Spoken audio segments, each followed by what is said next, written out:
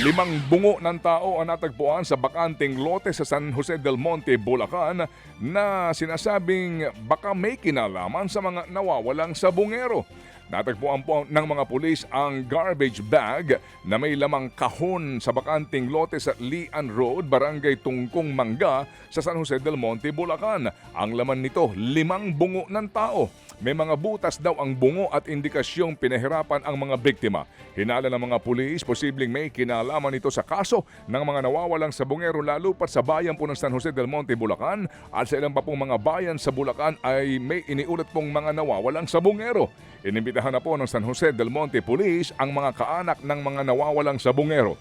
Ipapadala rin po sa headquarters ng PNP sa Camp Crame ang naturang mga bungo para dumaan sa DNA testing at ilang pang mga pagsusuri. Handa naman daw tumestigo ang isa sa mga kapatid ni Julie Dondon Patidongan o alias Totoy na si Ella Kim sa kaso po ng mga nawawalang sabungero. Matatanda ang iniuugnay sa kaso ni Ella Kim o si Ella Kim dahil siya daw ang nakuhanan ng CCTV noong taong 2022 na nagwi-withdraw ng pera mula sa account ng isa sa mga nawawalang sabungero. Ayon kay Ella Kim, handa siyang isiwalat lahat ng kanyang nakita at nalalaman ukol sa kaso. Kaugnay naman po ng kuha ng CCTV.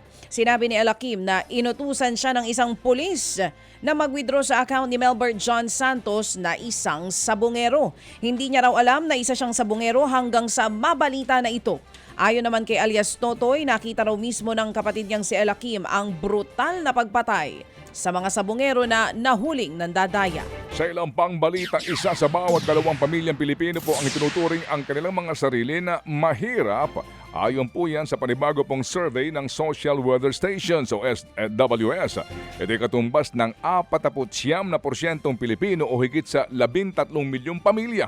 1 punto ang ibinaba nito kumpara sa 50% noong Abril. 10% naman ang nagsabing borderline poor sila o nasa pagitan po ng mahirap at mayaman. Habang 41% ang nagsasabing hindi sila mahirap.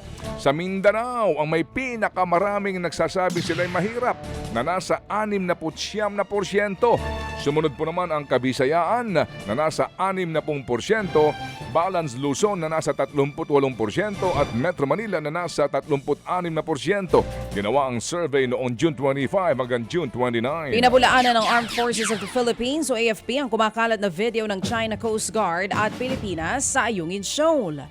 Sa article po ng South China Morning Post noong Biyernes, nakasaad na hinila daw ng China o ng China Coast Guard ang barko ng Pilipinas kasunod ng panibagong gitgitan sa dagat. Nakalagay rito ang screenshot ng sinasabing video pero nakasaad kung kailan nangyari ang insidente o walang nakasaad kung kailan nangyaring insidente. Mismo ang Chinese state broadcaster daw ang naglabas ng 6 na minutong video kung saan ipinakita ang tensyon sa pagitan po ng barko ng Pilipinas at China sa Second Thomas Shoal o sa Ayungin Shoal. Nagtapos din daw ang insidente sa pamamagitan ng paghila sa mga barko ng Pilipinas na nanghihimasok daw sa teritoryo ng China. Mariin naman itong pinabulaanan ng AFP at tinawag itong fake news. Nagbabala sila sa sadyang pagpapakalat ng maling impormasyon sa operasyon sa West Philippine Sea. Ang giit ng AFP, misleading ang viral video.